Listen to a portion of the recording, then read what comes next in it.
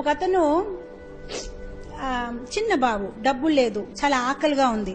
So shop లో బేకరీలో పైన breads పెట్టుకుంటారు, బయట అలా కనిపించినట్లు ఉంటాయి, బ్రెడ్ కేకు. తన ఆకలేసింది కదా, ఆ బ్రెడ్ తీసుకొని పారిపోతూ ఉంటాడనమాట. పారిపోతే ఆ షాప్ కీపర్ కూడా తన వెనక పరిగెత్తి తన్ని పట్టుకొని, నీకు పోలీస్కి అప్పచెప్పంటావా, ఎందుకు ఇలా చేస్తున్నావు, అది ఏం తీసుకున్నావు అని చూస్తున్నారు. పక్కనే ఇంకొక షాప్ ఉంది, తను కూడా బ్రెడ్ సూపు అలా సేల్ చేస్తుంటాడు, వెజిటేబుల్ సూప్స్ అని. తిన్ని చూసి బాధపడి, సరే సరే వదిలేయండి, నేను డబ్బులు పే చేసేస్తాను. ఏం తీసుకున్నాడు? 3 బ్రెడ్ తీసుకున్నాడు. సరే డబ్బులు పే చేసేస్తాడు. ఈ అబ్బాయికి నచ్చ చెప్తాడు, బాబు నువ్వు ఇలా చెయ్యొద్దు, తన షాప్ నుంచి కూడా కొంచెం ఎంతో కొంత ఇస్తారు, తను వెళ్ళిపోతాడు. అయిపోయింది.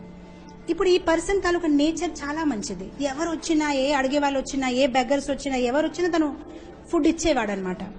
30 years తర్వాత, ఇది నిజమైన ఘటన, 30 years తర్వాత తనకి హార్ట్ అటాక్ వచ్చింది. చిన్న క్యాంటీన్, ఏదో ఇడ్లీలు పెట్టుకోవడమైనా, సూపు అలాంటివి పెట్టుకొని, పక్కనే వాళ్ళ అమ్మాయి కూడా ఏదో అందిస్తూ ఉంటుంది.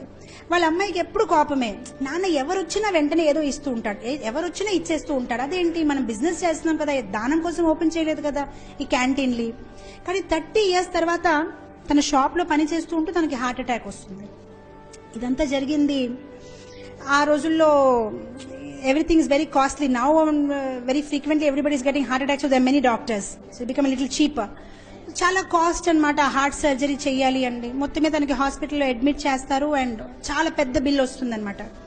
సో ఈ అమ్మాయికి ఇప్పుడు తెలియట్లేదు, ఎందుకంటే చిన్న క్యాంటీన్, అది ఎలా నేను డబ్బుల్ని ఇస్తాను అని. సో మొత్తం మీద ఏడుస్తూ ఉంటే స్ట్రెచర్ లో తీసుకు వెళ్ళిపోతారు. వాళ్ళ నాన్నగారు ఆపరేషన్ చేసేస్తారు, బయటికి వచ్చేస్తారు. ఈ అమ్మాయి షాక్, ఇంతాక బిల్ ఇచ్చారు, నేను చెప్పాను కదా నా దగ్గర డబ్బులు లేదు, ఏంటి లోపల తీసుకుని వెళ్ళిపోయారు అంటే, అప్పుడు వాళ్ళు ఒక కాగితం ఇస్తారు. ఆ కాగితంలో చూస్తే surgery bill 0, hospital fees 0, accommodation fees 0 and కింద రాస్తారు everything was paid back 30 years before, 3 loaf of bread and 1 glass of vegetable soup. అమ్మాయి షాక్. లోపల డోర్ వెళ్ళి ఓపెన్ చేసి చూస్తే ఆ పర్సన్ డాక్టర్ గా తయారయ్యాడు, ఎవరైతే 30 సంవత్సరాల కిందట ఆ 3 pieces of బ్రెడ్ సూప్ దొంగిలించాడు. చక్కగా రాశారు, 30 years back you have paid for everything. See, don't worry, nature has its own way, it will repay you back. మనము చాలా పిషనరీగా తయారవుతున్నాం, ఎందుకు ఇవ్వాలి నేను, no, it will come back to you, don't worry, it will come back. Lord has his own way. మనం ఏదైతే చేస్తున్నామో, చిత్రగుప్త ప్రతిదీ రాస్తున్నాడు, ఇతను చూడలేదు, అతనికి తెలియలేదు, నేను ఇచ్చానని అనుకోవద్దు. ప్రతిసారి భగవంతుడు చూస్తున్నారు, మీరు ఏం చేస్తున్నారు, ఎక్కడ ఎవరికి సాయం చేస్తున్నారు, అన్ని భగవంతుడు చూస్తున్నారు.